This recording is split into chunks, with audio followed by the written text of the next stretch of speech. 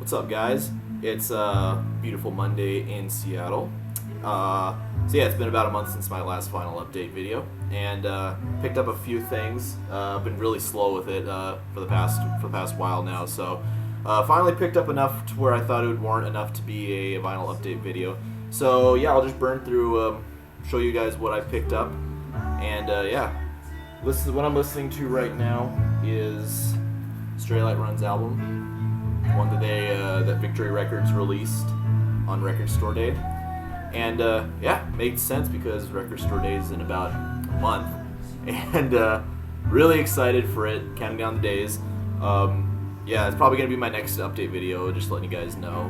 Next time, probably gonna be a pretty large haul from that sort of stuff. But yeah, jumping right into the stuff. I got some pretty unique stuff this time.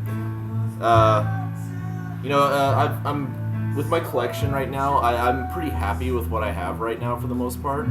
I've basically bought all the stuff that I've originally tried to get. Yeah, so now it's just I'm kind of like spending money on stuff that I think looks cool or very interesting stuff, things that you know really mess around with my imagination or something like that, and also like just cheap stuff in general, and records that from bands that I like. So, yeah, this is a very interesting one that I picked up. It's 45, J Dilla Donuts 45 set. So if you guys don't know, J Dilla is like an instrumental hip hop artist. He unfortunately passed on, so rest in peace, of course. But yeah, this is like his pinnacle album, and this is the first time that it was originally a 12-inch LP, and then his label Stone's Throw decided to release it in a series of 45 7-inches. I mean, look at these things. Look at this. I mean, I'll even open it up for you guys to see it here. Yeah. They're all black. All black vinyl color. And I don't really know if it's supposed to be like this, but these things actually smell like donuts. That sounds very odd. Maybe I'm just a noob and don't know much. But yeah, whenever I smell it, it smells very, very sugary. I don't know if that was intentional or if that's just from the pressing plant, or if they did that just to mess with us. But yeah, that's what these look like, and very odd. The interior is pretty cool as well. So you kind of see donuts. All that. Yeah, I'm very glad I had that. It was relatively cheap. I mean, considering, it was relatively cheap, I thought. And, yeah, and it looks like they've only made a very small amount of them, so I'm glad I have it. Moving on, here's another interesting thing I had. This is a single. This is Sugarhill Gang's Rapper's Delight. Can you believe this? Look at this. It's just front, back, basic single. Way back in the day, early funk, hip-hop.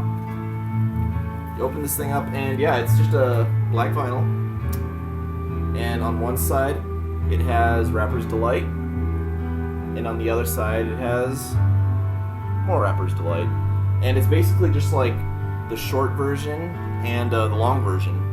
And gosh, like I said, I'm not really even like I would never have expected to buy this, but it was really cheap, and of course I know Rapper's Delight, and when I saw it, I was just like, wow, that is very interesting. I need to get that. So, bought it, and very happy that I have it now. So, moving on again. This is Iron and Wine, Women King. I'm not even that big of an Iron and Wine fan. I mean, when I mean Iron and Wine, not that big. I mean, I don't really know his stuff all that well. But this was also very cheap too. This is like $5. So, I know Iron and Wine enough to want to, basically buy it because I know he's a very talented singer. So yeah, it's very good. I like it. It's an EP, so it's not too terribly long, and it's just your basic black vinyl in here. So yeah, again, really happy to have it. Moving on to something new that came out this year. This is Nosaj Thing's Home. This is his second LP. Japanese electronic. Instrumental hip hop group. Well, actually, single solo guy. Yeah, it's a DJ, and yeah, it's compared to his last album, Drift. This one, it's okay. I wouldn't really say he probably exceeds it.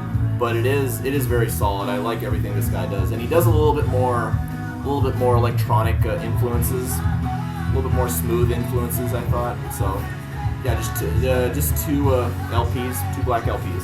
So moving on.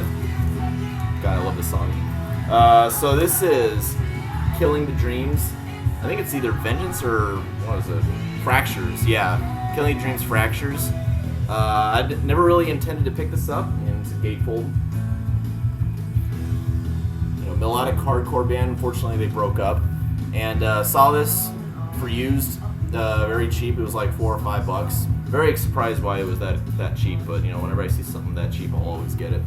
And yeah, it's a little like white and turquoise blue splatter. Very good, and it's a very solid album. I'm a very big fan of modern hardcore, and so yeah, I'm very glad that I picked it up. It's not my favorite stuff, but it is very solid, so I'm very glad to have it. More new stuff that I picked up. This is Shai Hulud's Reach Beyond the Sun. Straight up metalcore for fans of Counterparts, 100th, that sort of stuff really. Very, very solid album. And the band itself is, I would say it's legendary for the scene that they're in. They've been around for a long time. When I mean Dave, I mean one guy. The guitarist is the only member that is really the solid core of this. They kind of have a revolving door of other musicians. And the guitarist for Newfound Glory, it's a white album. But yeah, the guitarist for Newfound Glory actually does the vocals for this album. And you'd think, oh, that's kind of gimmicky, kind of pop punky. No, this guy really has some throats to it. He originally was the vocalist of Shai Hulud way back in the day, like when they first started or around that time. So he's back just for this album too, and it sounds really good. I highly recommend it if you're into like modern metalcore at all whatsoever. I'd highly recommend it. All right, next new one is, I was talking about this last time, Nails, Abandon All Life, and as you can kind of tell from like the album artwork, this is straight up Entombed worship. It is pummeling. It is absolutely, like, without a doubt, the most aggressive album I've heard this year. It is beyond, and you open this thing up and you can just kind of tell these dudes are ready to kill you. Pretty cool, I thought. And then on the back, it's got a pretty cool little sigil there, and Hatred ad infinitum, whatever it seems to be like their little calling card. And yeah, basic black vinyl here. Let me whip this out real quick. Yeah, basic black vinyl. And yeah, this is without a doubt probably their best work they've ever come up with so far. Their original album, On Silent Death, it was really good, but it was a little too dissonant for me. But for this one, they've really cleaned it up.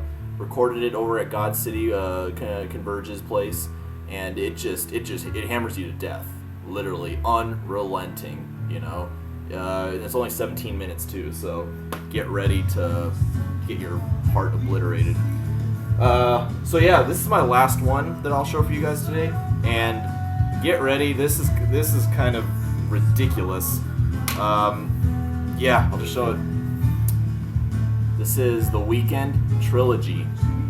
Finally released it on vinyl, and it was quite a bit of money. I won't even lie. I've gotten a little bit of flack because of it, but I really, really, really like this guy's stuff. It is really, I really like it. So for me, it's I spend so little money on records. Like, I'm always kind of a spendthrift when it comes to record buying. So in my mind, it was like, all right, I'll buy one expensive item. I'll have a couple, one or two expensive items, and it comes with 3 LPs inside it, and it has his 3 albums that he has released so far: The Weeknd, House of Balloons, Gatefold LP, and then the second one, Weekend Thursday, all gatefold LPs, and they're really, really chunky too. I don't know if they're stout and tip, but they're you definitely get the bang for your buck, and they're hand numbered too. So, and I've heard that the new remixed version or remastered version, which this is, I've heard that it doesn't sound as good, like aesthetically, as the original albums, the original mixtapes that he came out with. I don't really see the difference.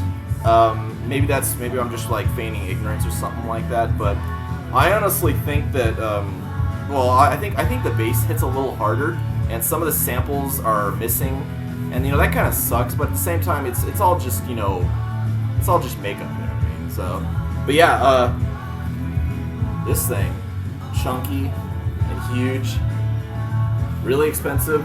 Won't lie. And but I'm really glad that I have it, and I'm very, very happy. So yeah, guys, that's all I got. I'll probably come up with another one in about a month. It's because definitely after Record Store Day. I've looked through a couple of the lists that they've had, and I'm very, very stoked for what they have. And I'll see you guys then. All right, take it easy.